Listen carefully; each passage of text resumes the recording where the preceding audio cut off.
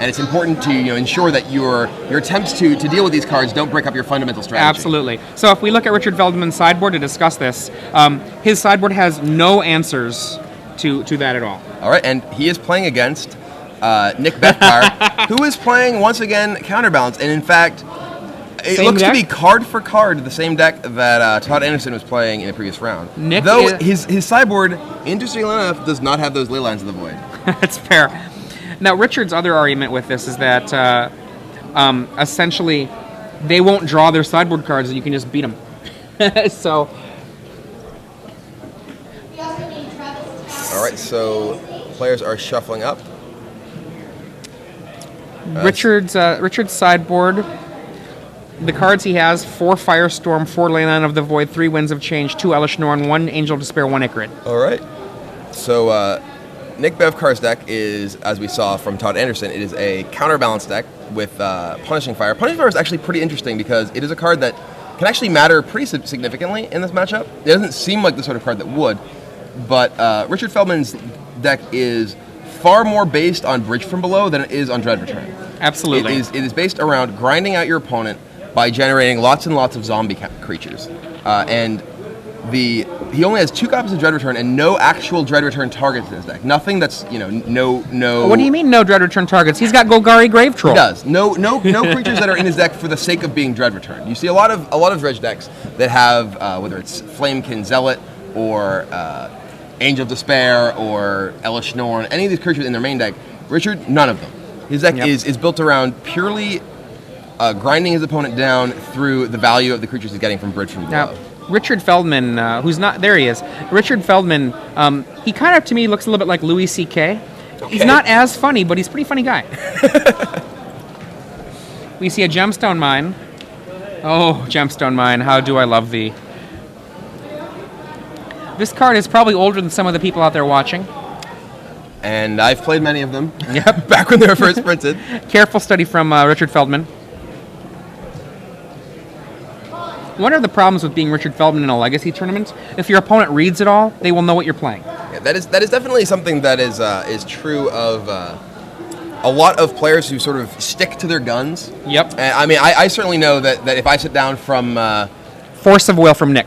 Oh, Force of Will from Nick. If I sit down from, anyone who is aware of my preferences, they're going to come to expect that, I'm probably playing in Legacy some sort of Knight of the Reliquary deck. Right. There's actually Patrick Chapin joked that at Pro Tour Philadelphia, I think it was actually Patrick Chapin and Matt Sperling said that they'd give even odds to anyone who wanted to bet whether my deck contained Elspeth and Knight of the Reliquary. They would have won. And we see a fetch from Nick Becuar, and that is a Tropical Island.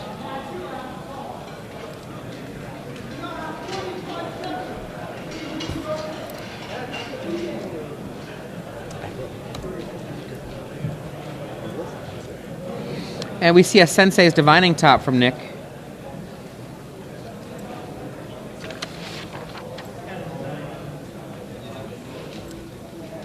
There we go. Nick Becuar playing Counterbalance.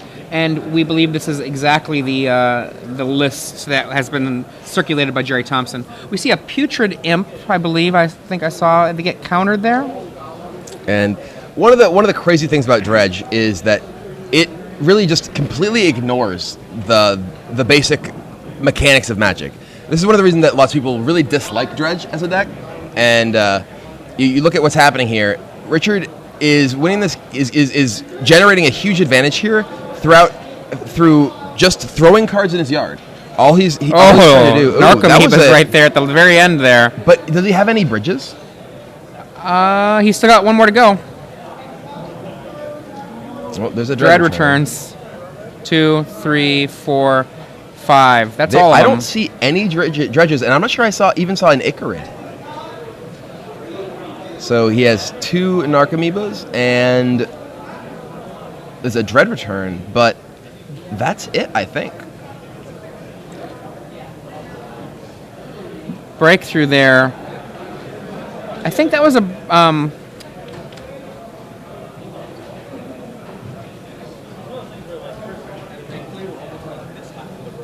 breakthrough for 0, I'm pretty sure, which would mean that Richard Feldman's hand would be empty. And now, He puts his chin on his hands and says, "Go." All right, well, that was a huge dredge from Richard Feldman, but he did not get much. He now has 2 1/1 flyers. Dread Returns is in the yard. And I mean, he has a bunch of dredgers, but nothing as far as action is concerned. That is a Cabal Therapy, I think. Richard playing 4 copies of nearly everything in the deck, excepting 3 Icarid and 2 Dread Returns.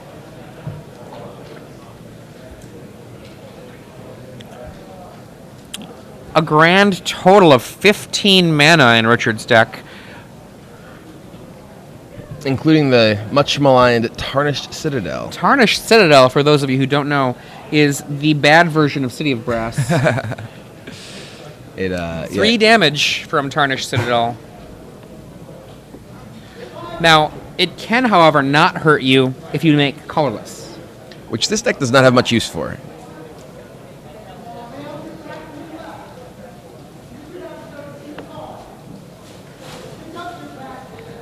So, Nick lays a Scalding Tarn. It's turn 2 here. did Richard just basically spend that time deciding if he was going to Cabal Therapy? I think Nick actually spent some time thinking, because okay. he had open mana. Gotcha. And then he Sensei's Divining Top. End of the turn, there is an Icarid in the yard. All right. Icarid comes in, and goodbye to a Putrid Imp. All right. The most useless card in the graveyard.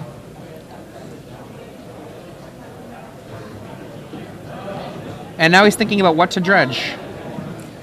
I don't know. Did we see a Golgari Grave Troll? I believe so. I didn't see. I don't recall it, but it looks like not.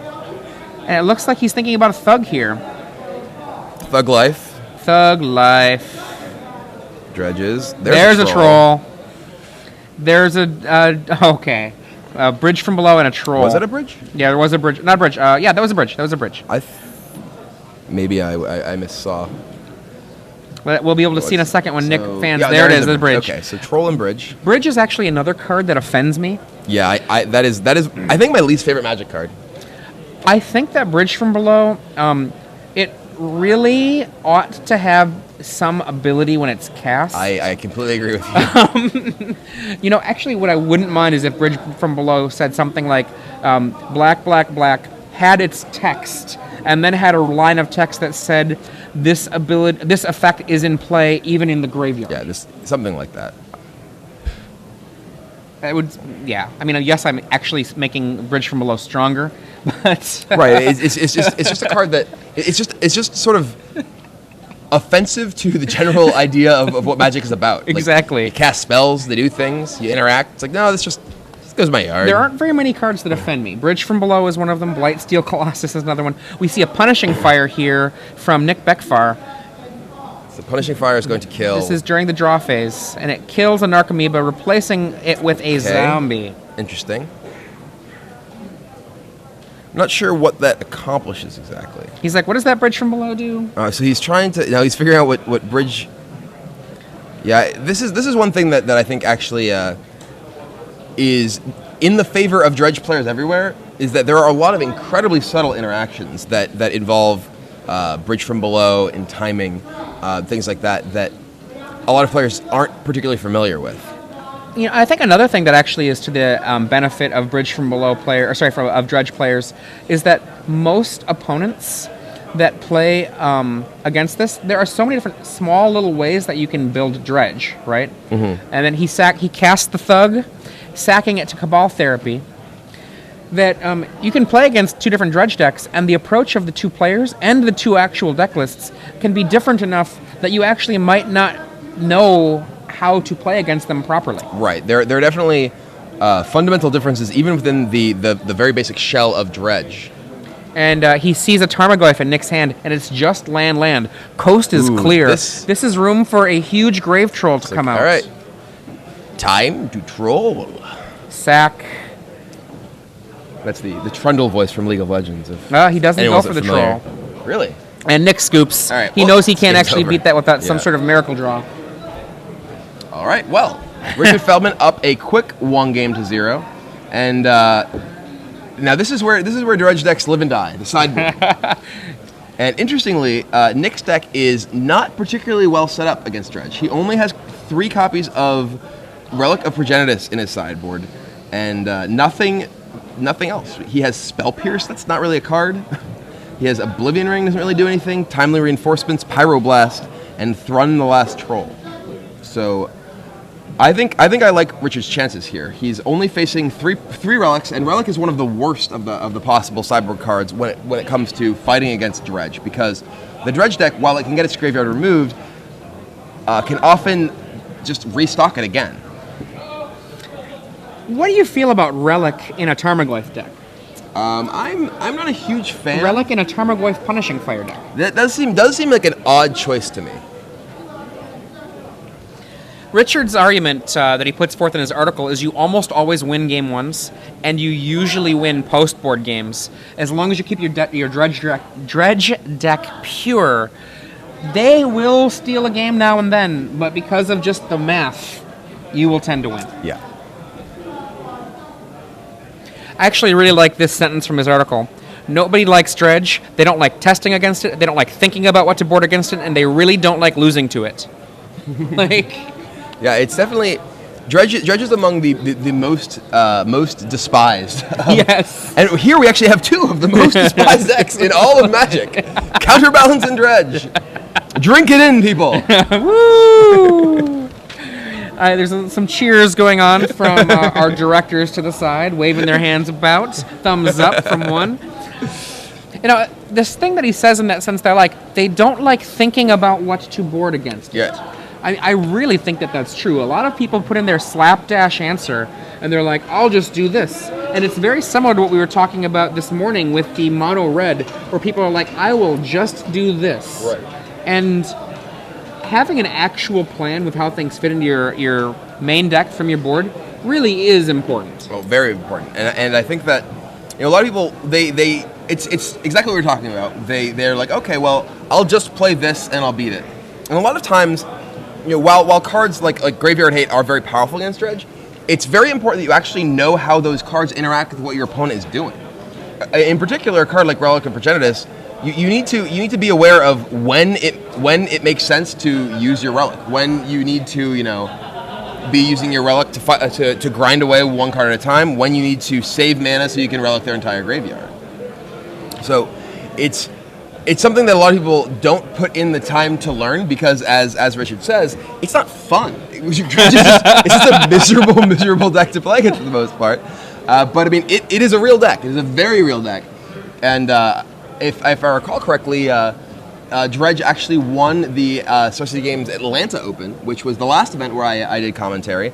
And it's a sort of deck that sort of ebbs and flows because when it's sort of in fashion, people are prepared for it. They have a bulk of sideboard cards against it, but when it's not, people tend to say, well, I can skimp on Dredge Hate. There won't really be much Dredge, and then that's precisely when it rises up again.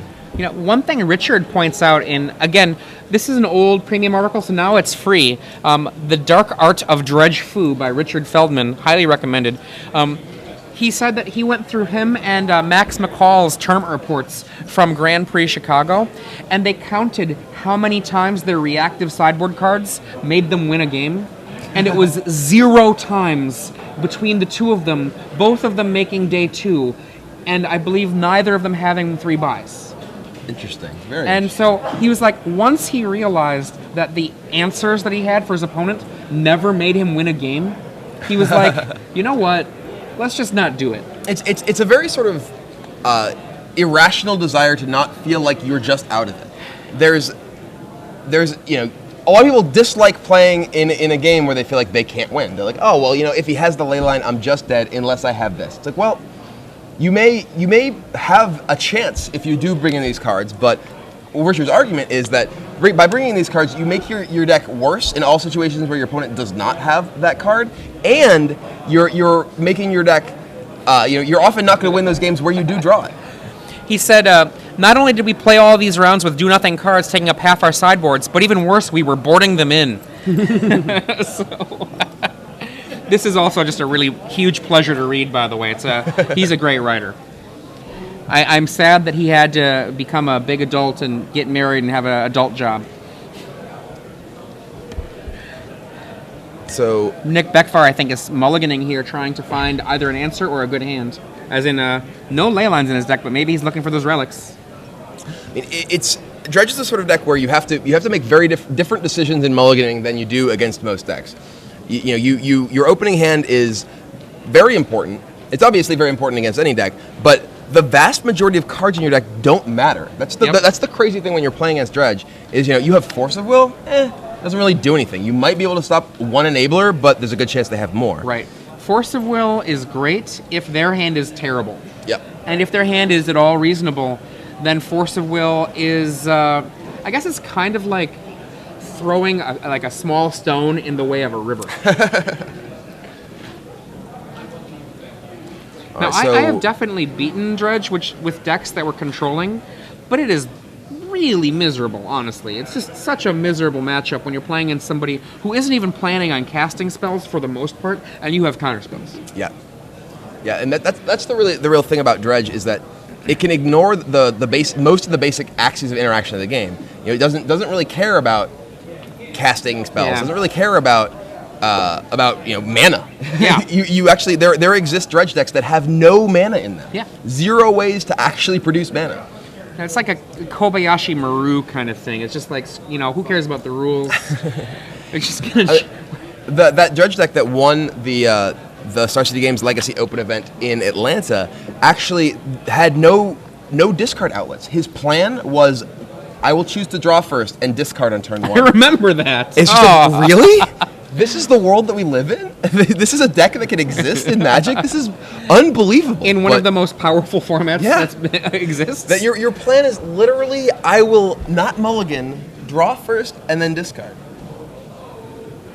And then one interesting thing that from that tournament was that some of his opponents didn't realize what was going on and still chose to play first. Because if his opponent chose to draw first, he had to, every time on turn 1, just say go.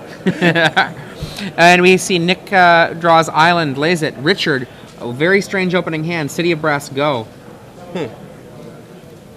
What do we see there? Top. So I believe both players mulliganed.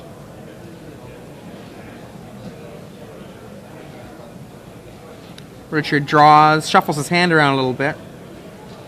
Cephalid Coliseum. I think we're going to have a double threat here. Tireless Tribe. Tireless Tribe, a 1/1. Discard a card to make it a +0/+4. So I think what Richard is doing here, rather than playing an outlet on turn 1, is that he wants to play. He may want to play the outlet now, so that he can immediately actually, maybe I'm just misevaluating how this would possibly play out. If he had like a careful study, he'd be able to play it, discard immediately, and then careful study again. But I don't think that really matters. He says go. Yep. Well, maybe I think he says go. We'll see in a moment.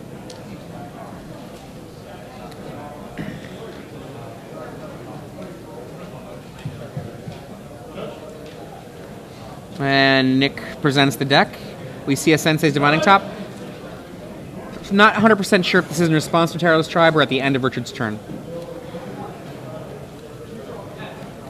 I see a counterbalance in there. Puts it on top.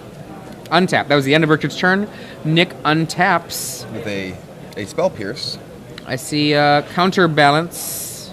Richard's cast the one spell he needs to cast. Richard untaps. During the upkeep, discards Golgari Grave Troll. 1, 2, and many more cards. 4, 5, 6. So Icarid is in there, and numerous dredgers. Yeah. So he draws the Grave Troll. While Richard would like to play something like a careful study to accelerate his dredging along, he doesn't have to.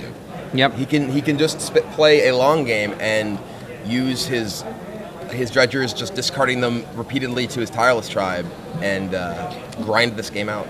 And remember, one of the things that Richard does not have to do. Oh, we're going to see a Cephalid Coliseum activation. Active. Oh boy. Boom. Cephalid Coliseum activated. Coliseum, for those who are not familiar with it, is a land that when you have Threshold, meaning 7 or more cards in your graveyard, you can pay 1 blue mana and sacrifice it to draw 3 and discard 3. When you're dredging, that basically means you just put half your deck in your discard pile. 4, 5, 6, and then we're gonna dredge again. I see a bridge. I see a another troll. There's a bridge, a dread return, and a narc amoeba. and a 3, yep. 4, 5, And then Cabal Therapy, 6. bridge. Oh, this game's Wow. over. This game is over. Yeah, unless Nick has a relic right away. Oh. Bridge! 3 bridges. Oh dear. Oh dear. And now Richard resolves the triggered ability of the Narcomoeba and has a graveyard full of sauciness. It doesn't even matter if Counterbalance counters every card that Richard plays, because the triggered abilities of the bridges are going to just do along with hella those damage Icarids in the yard. So Yeah. those Icarids are going to come back, and for those who don't know what Icarid does, it's a 3/1 haste creature that you can remove a black creature in your graveyard from the game to return it to play, and at the end of your turn, it dies. So how that works with Bridge from Below is that you just keep bringing back Icarid and just creating an army of zombies every single turn. Now, Nick with just hand on forehead is like, ugh. Yeah, this is magic. All right. Now, one of the things I could not do if I were in Richard's shoes, I could not play Dredge all day. I would just not be happy. Yeah. I wouldn't enjoy myself. And that's one of the reasons that it's actually a rational decision for a lot of people to not play very much Dredge Hate, because there are lots of people who feel that way. There are lots of people who just don't want to play Dredge. They're going to go play Legacy, and they're going to play the cards that they want to play with. I mean, even for myself, like as you were saying before, I'm probably going to play a deck with the cards I like. Absolutely. Because you can do that in Legacy. I mean, as long as your deck is rational, you can absolutely do that in Legacy. 3 Bridges from Below in the yard, at least 2 Icarids. He's casting Cabal Therapy here. I'm pretty sure that Nick is going to reveal or scoop. Cracks a land in order to set up with the Sensei's Divining Top. He's going to take a look at the top of his deck, and he can probably just counter the spell by flipping top if he wants. But Richard doesn't even care. Yeah, he's not casting Cabal Therapy in order to actually see Nick's hand. Nick doesn't really have many cards that can even potentially get him out of the situation. Even if Richard loses his entire graveyard next turn, he still has just an army of zombies in play, and Nick is under a lot of pressure to deal with them. I mean, I think the best thing that Nick can do is somehow survive this next turn, get a Goyf into play, and a timely I can't even picture a way. Fire a bunch of things. I just don't even see a way out. He is very far behind, and does not have much that he can do to catch up. I was trying to brainstorm one here, but I don't know. Even if Nick had a perfect actual brainstorm happen, I don't know if he would even be able to have the perfect hand help him now.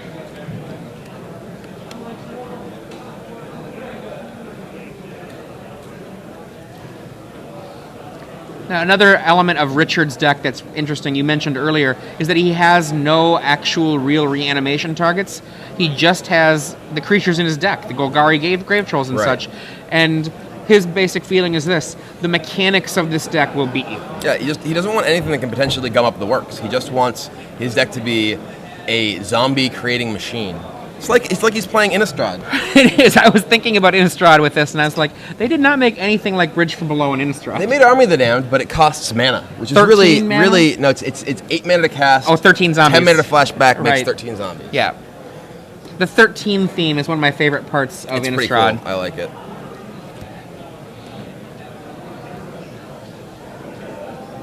Upkeep. We get a look. I see a Tarmogoyf. Tarmogoyf is big. He draws Grove. I'm sorry, he draws Tarmogoyf. Good. I mean, it says go. Does he not know what's going to happen next turn? Oh my goodness. Does he have a Glyph in his hand? Yes. I'm confused. There's a Icarid. I'm not sure what Nick's plan is. I think Nick has given up. It's entirely possible. I mean, when I give up, I usually scoop my cards up when I give up. Dredge Grave Troll. Yes? Okay. Dread returns to the yard. Narcomoeba. Icarid. Narcomoeba. Oh, It's all coming up aces for Richard Feldman. And he only really needs jacks.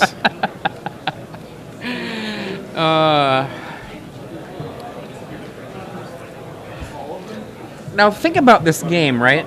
Richard on turn 2 cast a Tireless Trial. Yeah, the spell he has cast this game. Well, no, Well, to be fair, he cast he- Cabal Therapy, but which was effectively, I would like to put this creature in the Yeah. graveyard. He's like, he paid the cost of Cabal Therapy. He and resolved he didn't care, one card. He didn't even care about resolving it. Yeah. He just wanted the cost. Right. Organizes his cards to make them more legible. Can I attack you, he says. I'm coming in for 13. No big deal.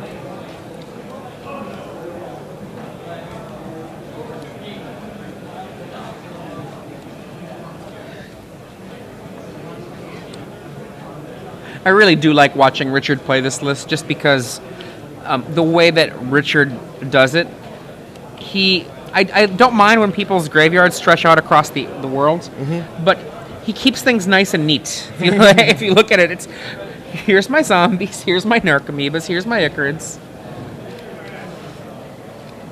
Nick Becuar playing with his poker chips over on the right. I mean, that's totally the chip move. Yeah. It's like, all right, well, at least I have a chip and a chair. But you're going to need a little more than that. Yeah, you need a deck, 6, a 7, brain, 8, and a friend. 9, 10, 11. So Nick goes down to 6. I think this might just be hopeless at this point.